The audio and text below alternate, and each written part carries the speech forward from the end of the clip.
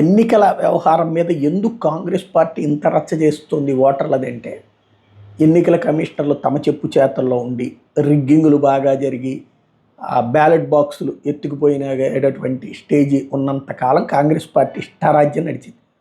ఎన్నికల సంఘాలు అవసరమై తీసి అవతల పడేసేవాళ్ళు. ఎన్నికల సంస్కరణలు వాళ్ళు ఇష్టం వచ్చినట్టు మార్చి పడేశారు. అలాంటి స్టేజీ నుంచి సంస్కరణలు పకడ్బందీగా అమలు చేయడం ప్రారంభించినప్పటి నుంచి కాంగ్రెస్ పతనం ప్రారంభమైంది.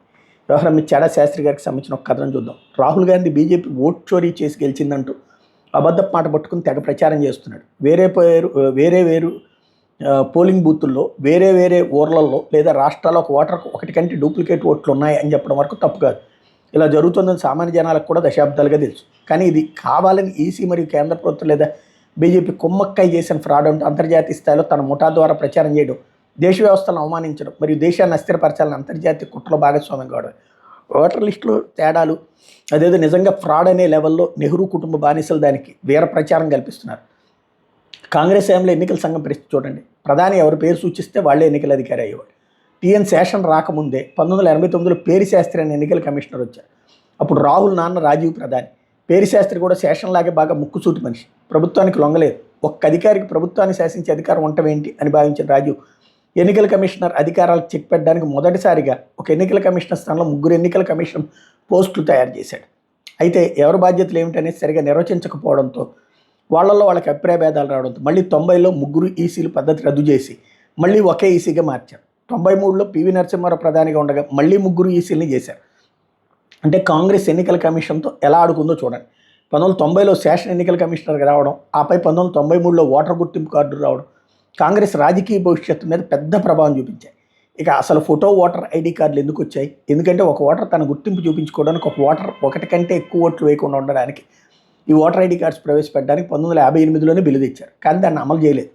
చివరికి 93లో మొదటిసారిగా ఓటర్ ఐడి కార్డ్స్ ప్రవేశపెట్టారు. అంతకుముందు ఒక ఓటర్ దేశంలో వేరే పోలింగ్ బూతుల్లో పేరు నమోదు చేయించుకుని ఒకటి కంటే ఎక్కువ ఓట్లు వేసే అవకాశం చాలా ఎక్కువగా ఉండేది. అలాగే గుర్తింపు కార్డు లేకపోతే ఓటర్ నిజంగా తను ఓటు వేస్తున్నాడా లేదా, ఇతరుల బదులు ఇతను ఓటు వేస్తున్నాడా అనేది కూడా గుర్తించడం చాలా కష్టంగా ఉండేది.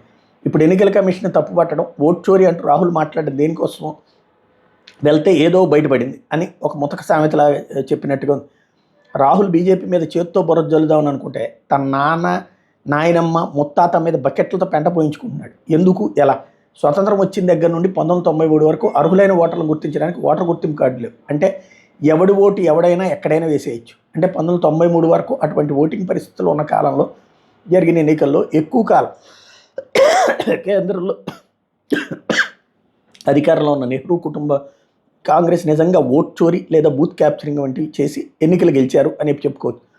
ఎందుకంటే 1993లో ఓటర్ ఐడి కార్డ్స్ పెట్టి ఎన్నికలు కాస్త పద్ధతి ప్రకారం జరగడం మొదలైన తర్వాత నుండి జరిగిన ఏ ఎన్నికల్లోనూ కాంగ్రెస్ కనీసం సాధారణ మెజార్టీ కూడా రాలేదు. కాంగ్రెస్ 7 ఎన్నికల్లో మెజార్టీ గెలిచింది. తర్వాత 93లో భారతదేశంలో ఓటర్ ఐడి కార్డులు పరిచయం చేయబడ్డాక కాంగ్రెస్కు సొంతంగా మెజార్టీ రాలేదు.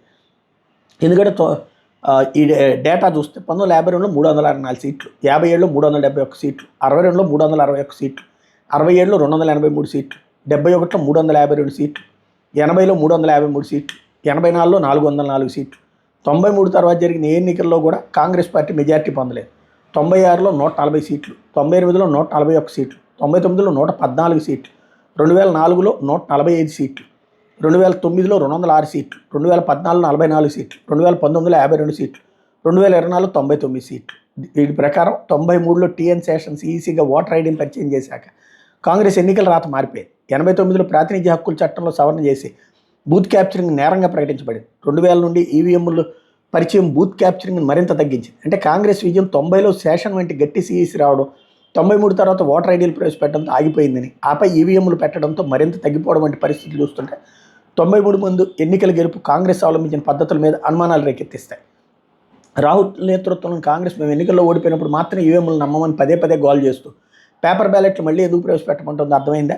సో మొత్తం మీద రాహుల్ తమ పార్టీ కప్పెట్టేసిన పాత చరిత్ర అంతా తవ్వి బయటకు పోయడానికి ప్రత్యర్థులకు బాగా సహకరిస్తున్నాడు. కోసమేర్పు ఇప్పుడు కేంద్ర ప్రభుత్వ ఎన్నికల సంఘం కుమ్మక్కని రాహుల్ ఆరోపిస్తున్నాడు. కానీ స్వతంత్రం వచ్చిన దగ్గర నుండి ఎన్నికల సంఘం ఎప్పుడు ప్రభుత్వ విభాగంలాగే ఉండి ప్రధాని ఎలా చెప్తే అట్లా నడిచేది. ఈ మాట వేరే ఎవరో చెప్పలేదు. ఎన్నికల కమిషనర్గా ఎంతో పేరు తెచ్చుకుని టీఎన్ శేషన్ ఈ మాట చెప్పారు. ఒక వీడియోలో ఆయన మాటల్లోనే అప్పట్లో ఎన్నికల సంఘం కేంద్ర ప్రభుత్వం తొత్తుగా ఉండేది, నాకు ఇప్పటికీ గుర్తు. నేను క్యాబినెట్ సెక్రటరీగా ఉండగా ప్రధాని ఫోన్ చేశాను రాజీవ్ గాంధీ, ఎన్నికలు ఫలానా అప్పుడు పెట్టమని ఎన్నికల సంఘానికి చెప్పండి అని చెప్తే అది పద్ధతి కాదు, మేము రెడీగా ఉన్నాం, ఎన్నికలు జరిపించాలి, ఎన్నికల సంఘానికి చెప్పాలి, ఎన్నికలు ఎప్పుడు ఎలా అనేది ఎన్నికల సంఘం చూసుకుంటుందని చెప్పాను అంటూ శేషన్ చెప్పుకొచ్చారు. దీన్ని బట్టి అర్థం చేసుకోవచ్చు.